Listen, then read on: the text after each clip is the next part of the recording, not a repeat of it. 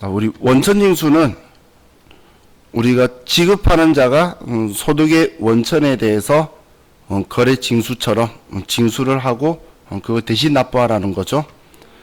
자, 그럼 원천징수 대상 소득하고 원천징수 세율을 보면 우리 인지하고 기억하셔야 되는 세율만 체크를 해 드릴게요. 자, 이자 소득에 대해서는 일반적인 금융소득은 14%예요. 그래서 배당소득에서도 일반적인 거는 14%라고 보시면 돼요. 금융소득의 일반적인 세율은. 그런데 우리 비영업대금의 이익, 우리 그 돈 빌려주는 게 영업활동이 아닌 자는 25%를 부과를 할 거고, 자, 이 세율은 외워두세요. 25%는 비영업대금의 이익. 자, 그리고 똑같이 금융소득, 배당소득 중에서 우리 출자 공동사업자의 배당, 제가 바라만 보는 자 있죠. 경영에 참가하지 않은 공동사업자, 그 사람 거는 25%라고 보시면 돼요. 자, 그럼 우리 비실명 이자 소득이 있죠.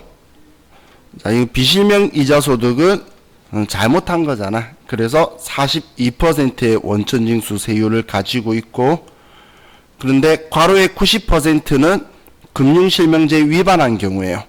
그래서 금융실명제를 위반하게 되면 90%를 부과하고 있어요. 지금 적혀 있는 거는 소득세인 국세만 이야기하는 거지 지방소득세는 별도예요. 그래서 자, 얘네들이 지금 노란색으로 한 거는 기억을 해 두시고, 원천징수 세율을. 자, 사업소득에서는 우리 원천징수 세율이 3%예요. 우리 인적 용역 이런 것들 제공하는 것들 있죠. 그런데 봉사료 같은 경우에는 우리는 5%가 원천징수 세율이다라고 보시면 돼요. 5%가. 자, 다음 우리 근로소득 금액에서는 우리는 일반 근로자들은, 근로소득자는 간이세표 적용한 후에 연말정산을 하는 건데, 일용직 근로자의 경우에는 6%예요. 6%. 자, 그리고 연금소득에 대해서는 공적연금은 간이세표에 의해서 떼고, 그리고 다음 연도 1월 달에 연말정산을 할 거고, 근데 연금 계좌 형태로 받을 때는 3에서 5%라고 하는데 일반적으로는 5%예요. 얘는 꼭 외우셔야 되는 건 아니고. 자, 기타 소득은 20%예요. 소득 금액의 20%가 기타 소득의 소득세율이에요. 근데 복권 당첨 소득은 20%인데 3억을 초과하는 부분은 추가로 10% 더해서 30%를 한다라고 보시면 돼요. 그리고 퇴직소득은 여기 왜 넣은지 모르겠는데 우리 연분영승법이라는 걸 사용을 해요. 연분영승법을. 자, 지금 원천징수 세율 가지고 문제 나왔을 때 다음 중 원천징수 세율이 가장 높은 것은 이라고 나오면 이것저것 볼 것 없이 얘가 무조건 1등이에요. 얘가 1등일 수밖에 없죠. 금융실명제 위반했던 위반하지 않았던 얘가 제일 높죠. 그리고 여러분들 이렇게 생각해 본 적이 없으실 텐데 얘가 제일 낮아요. 원천징수 세율이 적어놓은 거에서는 사업소득이 가장 낮을 거다라고 보시면 돼요.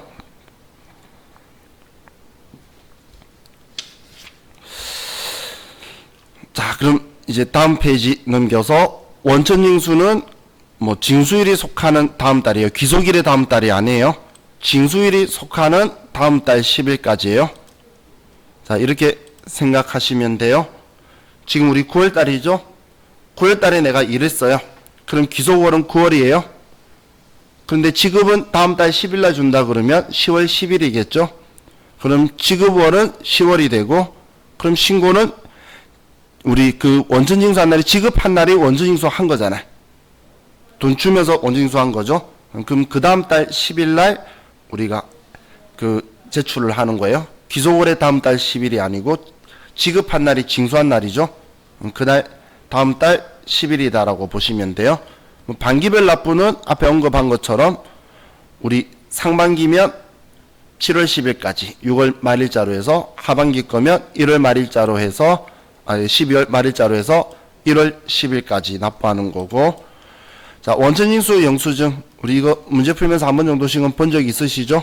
원천징수 했을 때 연말정산할 때에 뭐 다른 회사 그만뒀으면 원천징수 영수증 받아가는 것들이에요. 자 그럼 이제 지급명세서라는 게 있는데 자 지급명세서는 우리가 그 소득자들한테 원천징수를 하면 지급명세서를 지급일이 속하는 연도의 다음 달 6월 말일까지 원천징수 관할 세무서장한테 지급을 하게 돼요. 근데 이 원천징수를 똑바로 하지 않으면 우리 원천징수에 대해서 가산세도 발생을 하게 돼요. 가산세가. 자, 근데 자, 이런 거 이거에 대한 것보다 일용직 근로소득에 대한 거 있죠. 일용직 근로소득에 대한 지급명세서가 우리 실무에서도 그렇고 시험에서도 그렇고 자주 나중에 법인세 가면은 이야기를 할 건데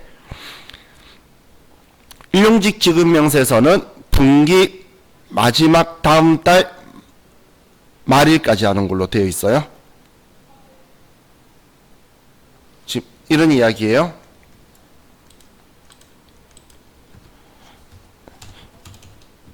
(1분기는) 4월 30일까지 2분기는 우리 7월 10일까지 30일까지 3분기는 우리 10월 30일까지 4분기는 1월 31일까지 생각해 보니까 아이고 얘가 제가 틀렸죠?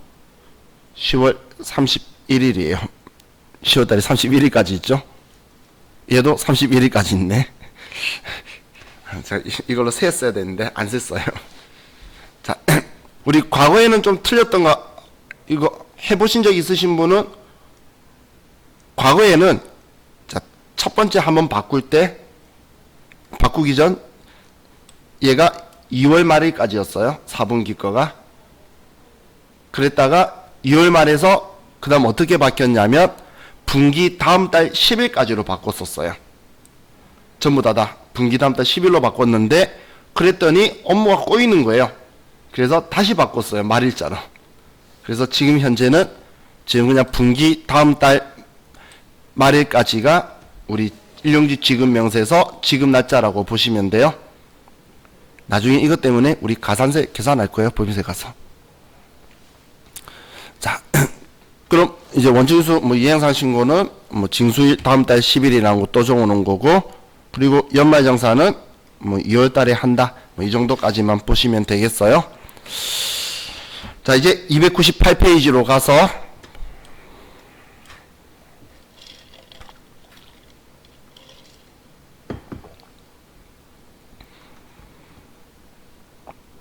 자, 종합소득 이제 과세표준 가지고 봤을 때 종합소득 금액이 204근 연기라고 제가 말하던 얘네들 전부 다 합치는 거죠. 그럼 여기에서 종합소득공제로 우리는 인적공제인 기본공제와 추가공제를 해주게 될 거예요. 인적공제와 추가공제를 지금 얘 글자 보시면 소득금액에서 지금 소득공제를 빼고 있는 거죠. 소득공제를 뺀다는 건 과세표준에 안 들어오도록 하겠다라는 거니까 세율을 부과를 안 하겠다라는 거예요. 지금 이게 기본공제가 내 월급 가지고 먹고 사는 사람 한 명당 150만원, 추가공제가 뭐 100만원, 200만원씩 추가를 해주는 거고 자 지금 여기에 적혀있는 보험료 있죠? 얘는 건강보험료 이런 거예요. 장기요양보험료. 연금도 국민연금을 이야기하는 거예요. 연금도 공적연금들 있죠. 왜냐하면 지금 여러분들이 연말정산할 때 보험료하고 보장성 보험료하고 그리고 개인 연금저축 넣고 하는 거는 여기 아래 있는 세액공제고 아래 있는 세액공제고 지금 여기에 소득공제로 적혀 있는 건 우리가 손도 못 대보고 떼이는 것들 있잖아요. 월급 받을 때에. 우리 국민연금 떼이고 월급 받죠? 그리고 건강보험료도 떼이고 받을 거잖아요. 그 자기 부담금 떼인 거 이야기하는 거예요. 자, 그리고 우리 주택 자금, 우리 주택 사기 위해서 이자 내거나 원리금 납부하는 것들 있죠? 그것도 우린 소득공제를 해줄 거고, 그리고 우리 신용카드는 소득공제에 들어와 있어요. 세액공제가 아니에요. 과거에 소득공제에서 세액공제로 내려온 애들이 얘네들이에요. 얘네들이 과거에는 소득공제였는데 여기 위치에서 1위로 내려왔어요. 내려온 이유가 지금 과세 표준 전에 빼버리면 소득 구간이 높은 사람이 훨씬 더 유리하게 되겠죠. 42% 맞는 부분의 사람이 1000만 원에 대해서 소득 공제를 받게 되면 420만 원을 받게 돼요. 그런데 6%인 저는 우리 1000만 원 가지고 하면 얼마 안 되게 되겠죠. 60만 원밖에 안 돼요. 그럼 소득이 큰 사람이 공제가 더 크기 때문에 그렇게 안 하고 소득 공제에서 세액 공제로 다 내려버렸는데, 이 신용카드는 그때 당시에 2년 뒤에 일몰되는 거였어요. 없어지는 거였다는 거예요. 그래서 굳이 바꿔놓고 없앨 필요가 없어서 여기에 뒀는데 근로소득자들이 없애면 안 된다고 너무 많이 울었고, 그 없앨 기간이 그 대통령 선거할 때였어요. 그래서 2년간 한시 연장을 한 거였어요. 2년간 연장했는데 2년 뒤에 국회의원 선거였잖아요. 그래서 얘가 못 없어진 거예요. 그것 때문에 지금 계속 있다라고 생각하시면 돼요. 그래서 지금 현재는 이 소득공제 그대로 넣어둔 상태에서, 그럼 여러분들이 카드를 끌고 줬을 때에 어떤 효과에 대한 그 좋은 부분을 가지고 올까? 지금 계속 용역 막 의뢰하고 그러고 있어요. 그래서 지금 우리 늘어난 게 도서공연, 일단 문화사업을 좀 활성화시키자, 이런 것들을 지금 계속 만들어서 지금 이제 긍정적인 반응으로 못 없앤다는 건 정부도 느낀 거죠. 그래서 얘를 지금 그대로 소득공제에 두고 있다라고 보시면 돼요. 자, 그럼 우리는 과세 표준한 후에 아래쪽 계산할 건데, 그 전에 지금 저와 같이 오늘 마지막으로 보려는 거는 인적공제예요. 인적공제. 자, 그럼 인적공제가 오른쪽 페이지에 있는데, 자, 기본 공제 대상자의 범위에 대해서 먼저 생각을 해보면,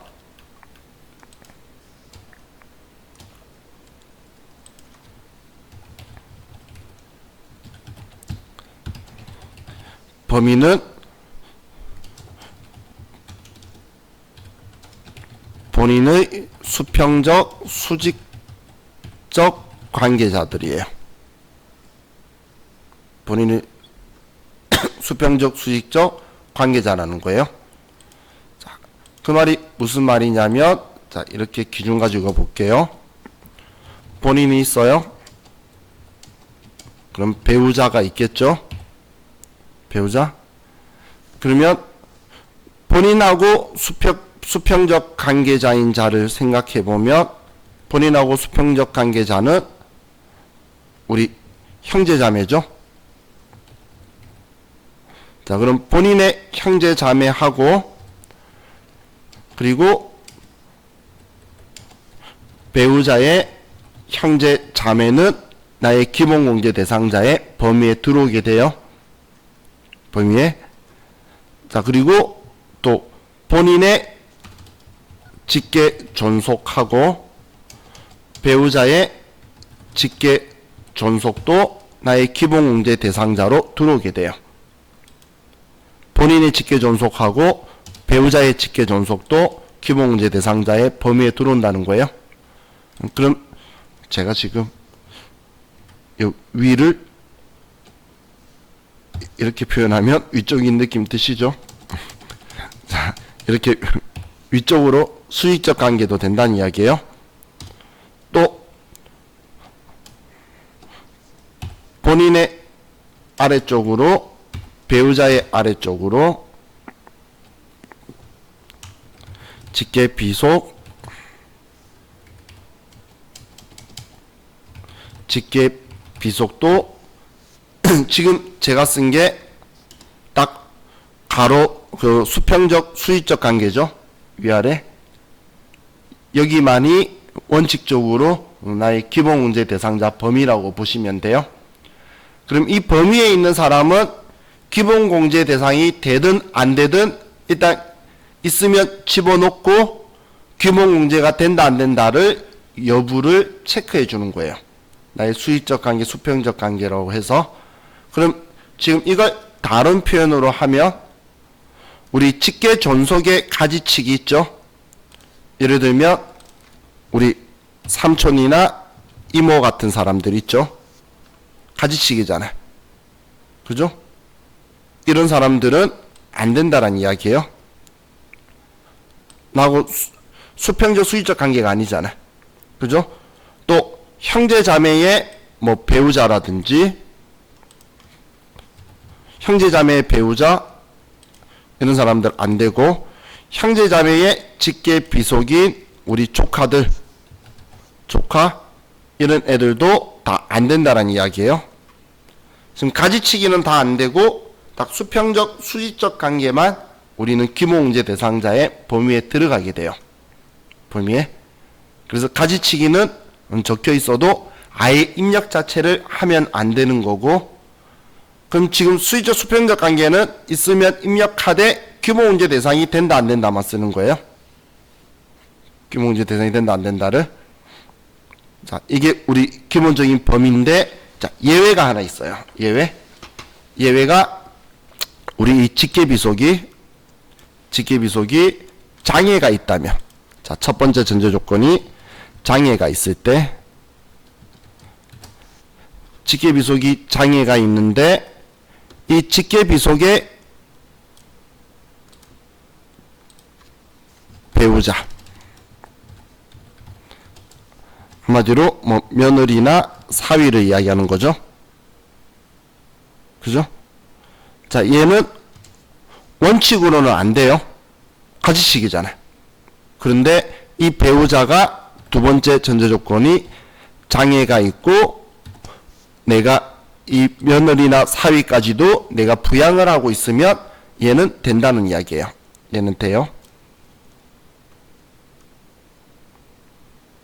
첫 번째 전제 조건은 나의 직계비속이 장애가 있는데 이 직계비속의 배우자도 장애가 있고 내 월급으로 같이 먹고 살고,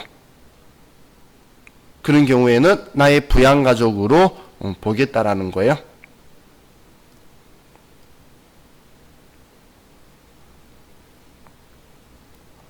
자, 이게 우리 기본적인 전제 조건인데, 자, 그럼 여기에서 우리 일단 범위를 이야기한 거고, 기본 공제 대상이 되기 위한 기본 전제 조건은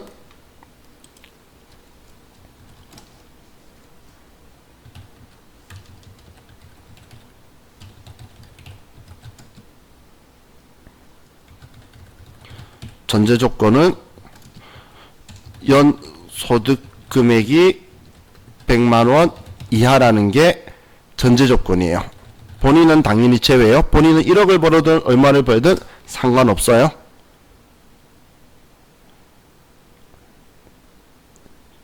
지금 까만색으로 이름 적혀있는 이 사람들의 전제 조건이 소득 금액이 연간 100만원 이하라는 거예요. 지금 이 소득 금액은 다시 한 번 더 기억하시게, 종합소득 금액하고 퇴직소득 금액하고 양도소득 금액을 합친 금액이 100만원 이하. 전부 다. 그런데 예외가 부양가족한테서 예외가 근로소득만 있는 경우에는 총급여 500만원까지는 우리 기본공제 대상자로 전제 조건을 봐주게 될 거예요. 지금 앞에 근로소득에서 이야기했던 게 지금 이 사람들, 본인을 제외한 나머지 사람들, 이야기를 한 거였어요. 이 앞에 근로소득에서 500만 원 이야기했던 거 있죠. 본인의 월급은 여기에선 따질 거 없어요. 나중에 우리 항목별 공제에 갔을 때 뭐 내가 소득 금액이 3천만 원 이하이다, 내가 총 급여가 7천만 원 이하이다, 이거는 그때 추가 공제하는 거지 기본 공제에서는 나하고 상관없어요. 지금 이 기본 공제 대상자가 들어가게 되면 한 명당 150만 원씩 해줘요. 그래서 일단 기본적으로 본인은 150만 원 받고 시작한다라고 보시면 돼요. 자, 그럼 우리 교재를 가지고 보면 지금 기본 공제는 1인당 150만 원을 공제한다라고 되어 있죠. 한 사람당.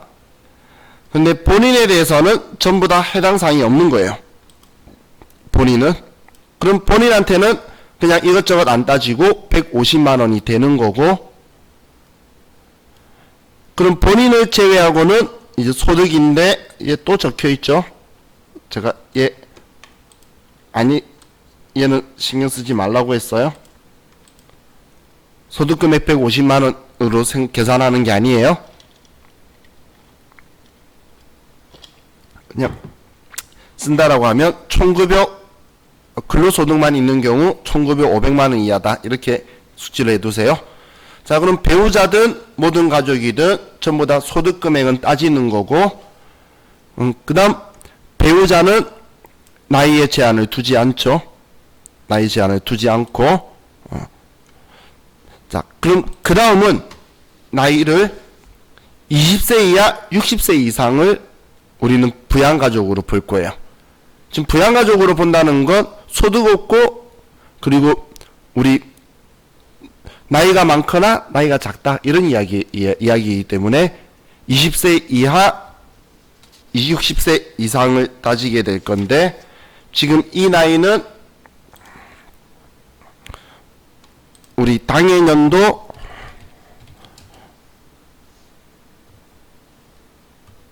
죄송해요. 왜 멈췄어? 당해년도 빼기 출생연도를 하면, 그러면 우리 세법상의 만 나이가 되게 돼요. 세법상의 만 나이. 우리 2020년 빼기 출생연도 한 게, 지금 이 나이가 20세 이하냐 60세 이상이냐를 가지고 우리는 기본 문제 따질 건데, 우리 직계존속 나의 부모, 근데 앞에는 제가 바로 위에 한 단계만 썼지만 그 위로 돌파해서 계속 위로 갈 거고, 아래로는 나의 손자까지 계속 내려갈 거예요. 직계비속은 직계 위아래는. 그러면 조부모도 되고 외조부도 되고 배우자의 직계존속도 되고, 그리고 직계비속도 내 자녀 당연히 되고 손자도 되고, 그리고 입양한 사람도 당연히 내 자녀가 되는 거겠죠.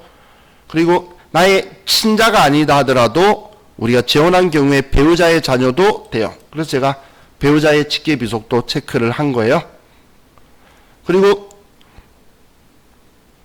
형제자매 되죠. 그러면 배우자의 형제자매도 되는 거예요. 배우자의 형제자매는 돼요.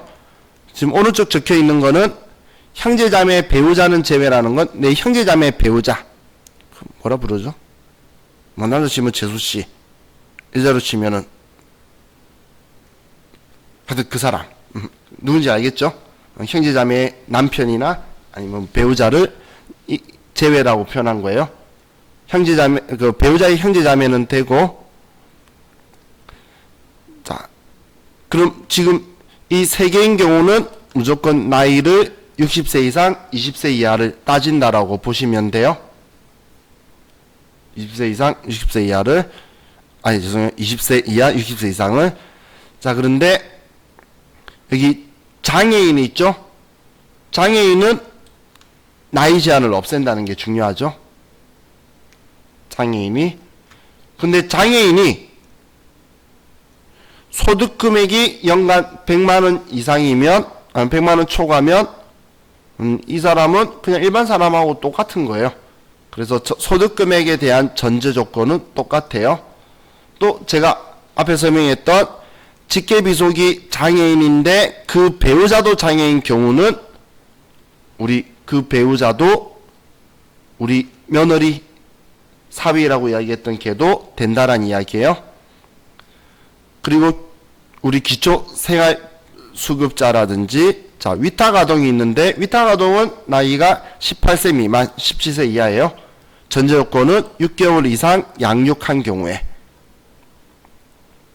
그래서 6개월 이상 양육한 경우에 우리는 17세 이하인 자녀까지는 우리 위탁아동은 기본공제 대상으로 150만 원 할 거예요.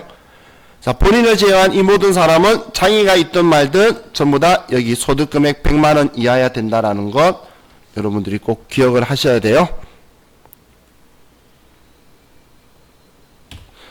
자, 그럼 이제 추가공제를 볼게요. 추가공제. 자, 추가공제는 기본공제 대상자가 다음의 요건에 해당하는 경우 한마디로 전제 조건이 기본공제 대상자가 돼야 되는 거예요. 기본공제 대상자가. 그럼 기본공제 대상자가 70세 이상인 경우에는 경로자 우대공제를 해주고 100만 원 더 추가로 해주겠다는 거예요. 그러면 우리 부모님이 예를 들어 70세 넘으셨으면 기본공제 대상이라면 소득금액이 없어야 되겠죠. 그러면 60세 넘으셨으니까 150만 원, 70세 넘으셨으니까 100만 원을 더 추가 공제를 해줄 거예요. 다음 장애인 공제는 장애가 있는데 그냥 장애가 있다고 무조건 되는 게 아니고 당연히 기본 공제 대상되는 장애인. 나이 제한은 무너뜨렸지만 소득 금액에는 제한이 있었죠. 자, 내 아들이 30살이에요. 그럼 기본 공제 대상이 안 되겠죠.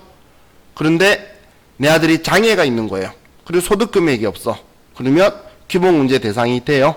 그러면 그 아들로 해서 150만 원 받고 장애인 추가 공제로 200만 원까지 해서 350만 원을 공제받을 수 있다라는 이야기예요. 자, 다음 한부모 공제라는 게 있죠. 한부모 공제라는 건 전제 조건이 배우자가 없고 여기에는 배우자가 없고 그리고 기본공제 대상 직계 비속이 있는 경우에요. 그래서 배우자가 없으면 기본공제 대상 직계 비속이 있는지를 확인을 해서 우리는 기본공제 대상 직계 비속이 있으면 한부모 공제 체크를 할 거예요. 지금 이 두 개는 얘 둘이는 본인한테 대상이 되는 거예요. 본인이 대상.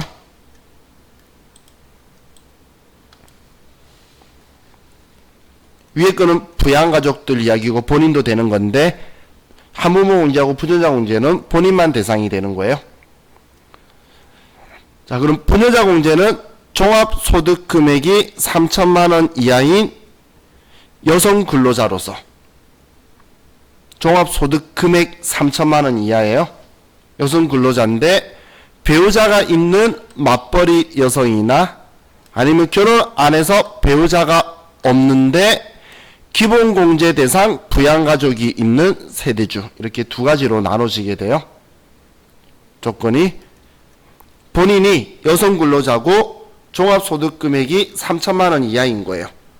그런데 배우자가 있으면 부녀자 공제를 받을 수 있고 그럼 배우자가 없어요. 근데 결혼을 안 한 거야. 그럼 자녀는 없겠죠. 그런데 우리 기본공제 대상 나의 형제 자매가 있든지 기본공제 대상 우리 부모님이 있는 경우에 그런 경우에는 부녀자 공제를 받을 수 있다라는 거예요. 그럼 근데 또 배우자가 있었다가 자녀가 없어질 수도 배우자가 없어질 수도 있겠죠. 그러면 한부모 공제, 부녀자 공제는 얘는 이중 공제는 안 돼요. 그러면 시험에서는 당연히 무조건 세부담 최소화 전제 가정으로 하라고 할 거기 때문에 이중 공제 안 되면 지금 한부모 공제가 100만 원으로 금액이 크죠. 그래서 한부모 공제를 선택할 거다라고 보시면 돼요.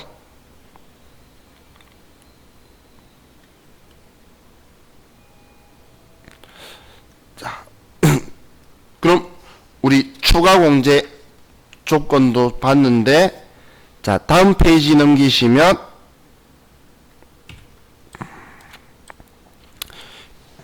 이제 인적 공제하기 위해서 방금 우리 부양가족들 기본공제 대상자 이야기를 했었는데, 자, 이 기본공제 대상자의 원칙은 생계를 같이 해야 돼요. 생계를 같이 해야 한다는 건 우리 원칙적으로는 주민등록표상에 같이 있어야 되는 게 원칙이에요. 원칙적으로는 주민등록표상에 함께 있는 게 원칙인데, 그런데 자, 여기에 그냥 여기 적혀도 돼 있지만 이렇게 기억해 두세요. 배우자와 우리 직계 비속은 동거 유무를 우리 상관하지 않아요. 배우자 얼마나 같이 있고 싶겠어? 근데 떨어져 있는 거야. 어쩔 수 없는 우리 근로형편상이나 뭐 이런 생계를 위해서 떨어져 있겠죠. 자녀 얼마나 같이 데리고 있고 싶겠어? 떨어져 있어요. 유학가 있어요. 이 자녀는 내가 뒷바라지 하고 있겠죠. 그렇기 때문에 우리 배우자나 직계비속은 동거 유무를 생계를 같이 한다 이런 걸 안 따지는 거예요. 그냥 자녀가 미국에 있다 신경 안 써요. 나이하고 소득금액만 신경 쓰면 돼요. 그런데 부모님이 미국에 계신데 그러면 그냥 같이 안 사는 거예요. 그죠? 그런데 자 우리 여기에서는 우리 주거 형평상 이렇게 표시를 안 해놨어. 주거 형평상이나 아니면 요양 목적으로 떨어져 사는 경우는 우리는 생계를 같이 하는 걸로 볼 거예요. 한마디로 형제자매나 아니면 직계 존속에 대한 이야기죠. 우리는 배우자하고 직계 비속은 동거 유무를 안 따질 거라 그랬으니까 형제자매나 직계 존속은 주거 형평상 집이 같이 살고 싶은데 집이 좁아서 같이 못 산다는 거예요. 혹은 몸이 편찮으셔서 요양 목적으로 가 있으면 그 뒷바라지는 당연히 자녀가 된 도리로 해줘야 되겠죠. 그런 것들에 대해서는 우리는 생계를 같이 하는 걸로 보겠다라는 이야기예요. 그럼 공제대상 여부의 판단 시기에서 자, 사망을 하게 되면 우리 직계 나의 부양가족들이 기본공제 대상자가 사망을 하게 되면 사망 전일을 기준으로 우리는 올해에 해당하면 올해 그 해까지는 인정을 해줄 거예요. 사망을 하게 되면. 그럼 여러분들이 이렇게 생각해 보시면 돼요. 나의 기본공제 대상 직계 비속이 있는데 배우자가 소득이 없어요. 소득이 없으면 배우자가 올해 사망을 했으면 배우자를 올해까지 기본공제 대상으로 하는 게 더 유리하겠죠. 만약에 배우자가 올해 사망했다고 내가 빼고 싶으면 빼도 돼요. 그럼 한부모 공제 받을 수 있는데 한부모 공제는 100만 원 밖에 못 받잖아요. 그럼 배우자 공제로 받는 게 150만 원이 더 유리하겠죠. 기본공제 받는 게. 그래서 그럼 세부담 최소화하라 그러면 사망한 해에는 된다라고 써야 된다는 거예요. 그리고 장애가 치유됐어요. 치유되면 치유된 해까지는 돼요. 그 해까지는. 자, 그리고 이혼을 했어요. 이혼을 하면 이거는 즉시 남남이에요. 이혼하게 되면 그냥 즉시 남남이에요. 그럼 배우자 자체에 쓰면 안 돼요. 이 사람은 내 사람이 아니에요. 나의 기본공제 대상자에서 빠져버린 거예요. 왜냐하면 다른 사람의 배우자로 들어가야 되기 때문에 나의 기본공제 대상자로 들어오지 않는다라고 보시면 돼요.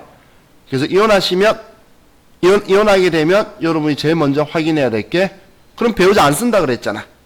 그럼 배우자가 없으면 기본공제 대상 직계 비속이 있는지 봐서 한부모 공제를 따져야 돼요. 그래서 이혼이라고 적혀 있으면 여러분들이 꼭 그걸 확인을 하셔야 돼요. 일단 여성 근로자라고 하면 종합소득금액 3천만 원 이하인지 총급여 4천만 원 초반대예요. 5천만 원 넘어가 버리면 안 된다고 생각하시면 되고 4천만 원 초반대가 종합소득금액 3천만 원 정도 되니까 그렇게 보고 그 글자 보다가 이혼되어 있으면 직계비속이 있는지를 보고 이렇게 확인을 하셔야 돼요. 자, 지금 소득공제하고 있는데 일반 세액공제에 자녀 세액공제가 들어온 이유가 우리 부양가족 명세에 적혀 있는 게 그게 자녀 세액공제를 거기에서 체크하게 되어 있어요.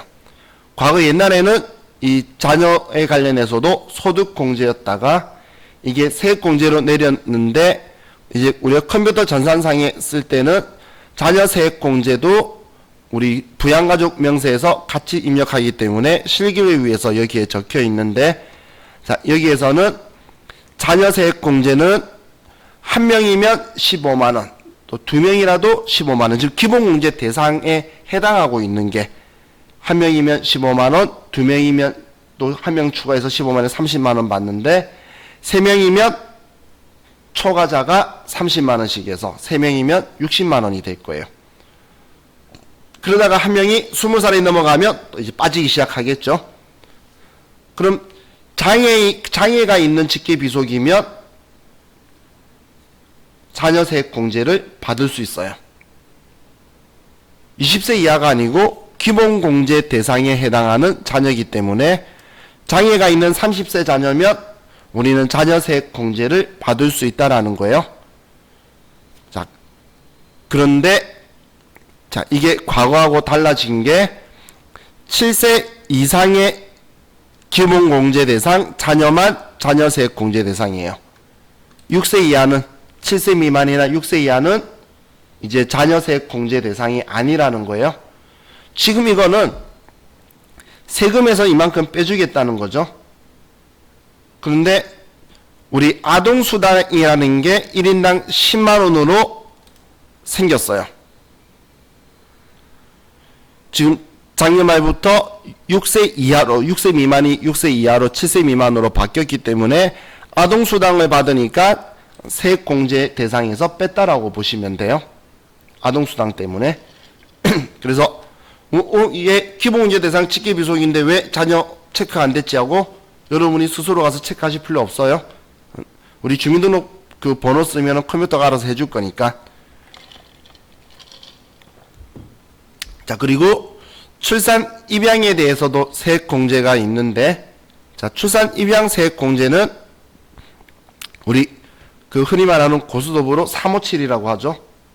그래서 첫째, 둘째, 셋째를 30만원, 50만원, 70만원 순서도 지원을 해줄 거예요. 그 셋째 넘어가면 계속 70만원씩 더 줄 건데, 그것 때문에 내가 자녀를 올해 출산을 했거나 출산하면 일단 컴퓨터는 모르니까 첫째라고 돼 있을 거예요. 그럼 몇째인지를 여러분이 체크해 주시면 되고, 근데 입양인 경우에는 올해 태어난 00년생이 아니면 20년생이 아니면 컴퓨터가 모르겠죠. 근데 입양도 출산세액공제, 똑같이 출산 입양세액공제니까 그때도 몇째인지를 봐서 몇째다라고 여러분들이 꼭 체크를 해 주셔야 돼요. 자, 그럼 우리 근로세액공제라고 적혀 있는데, 자, 이것도 기억해 두세요. 자, 우리 일용근로소득자 근로세액공제가 몇 %였죠? 55%였죠? 일용근로소득자 근로세액공제. 근로소득공제는 15%고 근로세액공제가 55%였는데, 우리 일반 근로소득자도, 자, 오른쪽 페이지 보시면 130만원 이하까지는 근로세액공제로 55%를 해줄 거예요. 이건 일반 근로소득자든 일용직 근로소득자든 둘 다 근로세액공제는 55% 해주는데, 우리 산출세액이 130만원 초과하게 되면 이제 그 초과한 부분은 우리 30%만 해줄 거라는 거예요. 이게 근로세액공제로 일반 근로소득자도 당연히 해줘야 되겠죠. 얘가 해주니까 일용직 근로소득자도 55%짜리를 해준 거예요.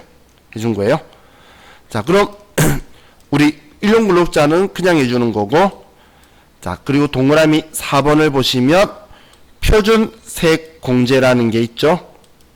표준세액공제.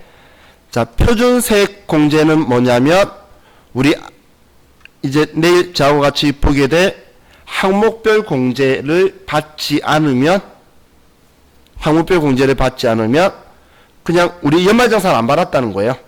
이 사람이 연말정산 안 하면 근로소득자는 12만 원을 근로세금의 표준세액공제로 빼줄 거예요. 그래서 본인이 좀 알뜰하게 나는 지금 보험도 안 넣고 학교도 안 다니고 아무것도 안 하고 내 돈만 다 모으는 사람 있죠.